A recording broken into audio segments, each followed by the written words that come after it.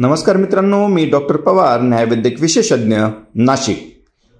आज आपण पाहणार आहोत की आपल्याशी संबंधित असलेल्या एखाद्या फौजदारी किंवा दिवाणी दाव्यासंदर्भातील case status, court order, judgement, cause list, caveat search हे कशा पद्धतीने ऑनलाईन आपल्याला चेक करता येतं।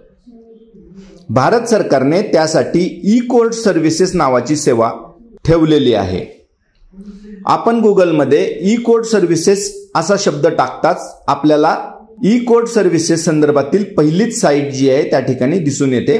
त्यावरती आपण क्लिक केल्यानंतर ई कोर्ट सर्व्हिसेसच्या मुख्य पानावरती आपल्याला ती साईट घेऊन जाते। त्या साईटमध्ये सर्च मेनू असे ऑप्शन आहेत।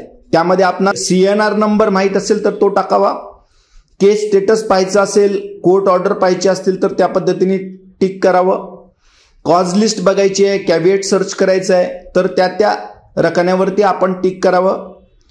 केस स्टेटस ज्या स्टेटमधलं आहे, ज्या डिस्ट्रिक्टमधलं आहे आणि त्या डिस्ट्रिक्टमधल्या कोणत्या कोर्टात तुमच्याशी संबंधित असलेलं मॅटर जे आहे ते प्रलंबित आहे किंवा निकाल लागलेला आहे हे आपणास त्या ठिकाणी सिलेक्ट करायचे आहे।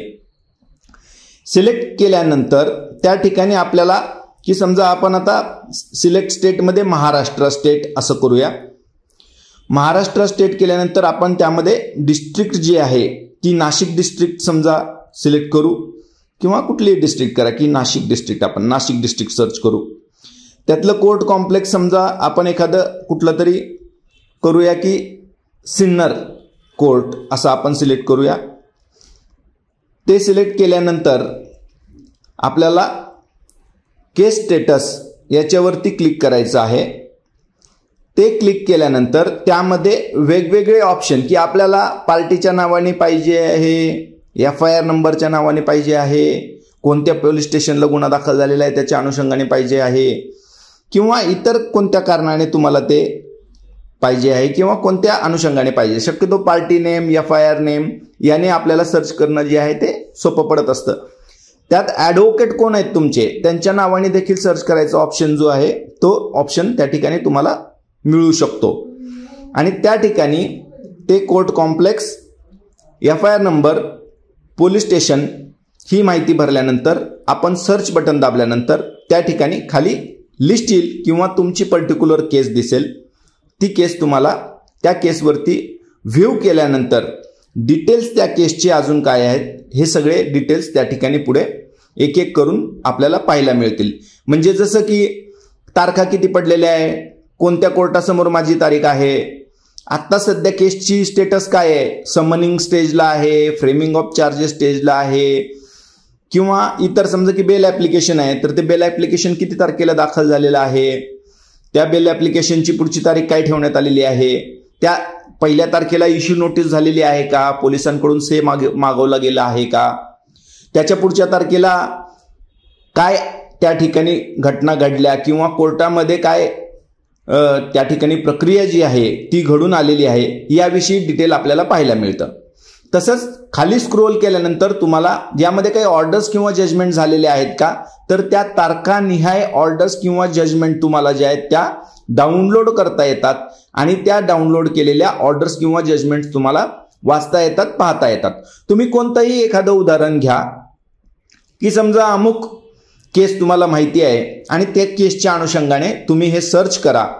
हे सर्च केल्यानंतर तुम्हाला निश्चितपणे त्या ठिकाणी पूर्ण माहिती त्या केस संदर्भातली मिळू शकते की त्यात नेमकं कोणत्या कोर्टासमोर चालली ती केस, ह्या कोर्टातनं त्या कोर्टात ट्रान्सफर तर झाली नाही ना, ट्रान्सफर झाली तर त्या ठिकाणी किती तारखा पडल्या, प्रत्येक तारखेला काय काय घटना घडली, त्यामध्ये ऑर्डर किंवा जजमेंट झाली असेल तर कोणत्या तारखेला काय ऑर्डर झालेली आहे किंवा जजमेंट झालेली आहे, ही सर्व माहिती तुम्हाला ह्या ई कोर्ट सर्व्हिसेस ह्या साईटच्या माध्यमातून मिळणार आहे। तसंच प्ले स्टोअरला तुम्ही गेल्यानंतर ई कोर्ट्स सर्व्हिसेस असं टाकलं की तुम्हाला त्या ठिकाणी ई कोर्ट्सचं ॲप्लिकेशन देखील डाउनलोड करता येतं। ॲप्लिकेशन अगदी सुटसुटीत, सोपं, साध्या पद्धतीने बनवण्यात आलेलं आहे। त्यामध्ये केस स्टेटसवरती आपण क्लिक केल्यानंतर आपल्याला त्यामध्ये आपलं राज्य कोणतं आहे, जिल्हा कोणता आहे हे सिलेक्ट करायचं आहे। हे सिलेक्ट केल्यानंतर त्यामध्ये आपल्याला केस काय अनुषंगाने पडताळणी करायची आहे, म्हणजे party name, advocate name, CNR number, FIR number, असे त्यामध्ये एक 9 ऑप्शन्स देण्यात आलेले आहेत, ते तुम्ही पाहून घ्या. त्यापैकी कुठल्याही ऑप्शनवरती क्लिक केल्यानंतर तुमच्याकडे असलेली माहिती त्यामध्ये त्या रकान्यात आवश्यक ती माहिती योग्य बरोबर माहिती भरल्यानंतर तुम्ही सर्च बटन दाबलं की त्या केसमध्ये आतापर्यंत काय काय घडलंय आणि पुढची तारीख काय आहे आणि त्या तारखेला नेमकं काय घडणार आहे याविषयी पूर्ण डिटेल्स तुम्हाला ह्या ई-कोर्ट्स सिटीजन सर्व्हिसेस साईटमधून किंवा ॲपमधून मिळत असतात. तर प्रत्येकाला मला वाटतंय की सर्वसामान्यांना या सगळ्या बारीक बारीक गोष्टी माहिती नसतात, त्या सर्वांपर्यंत पोहोचवाव्या त्या उद्देशाने हा व्हिडिओ आवडल्यास नक्की लाईक करा, शेअर करा, सबस्क्राईब करा. जय शिवराय, जय महाराष्ट्र.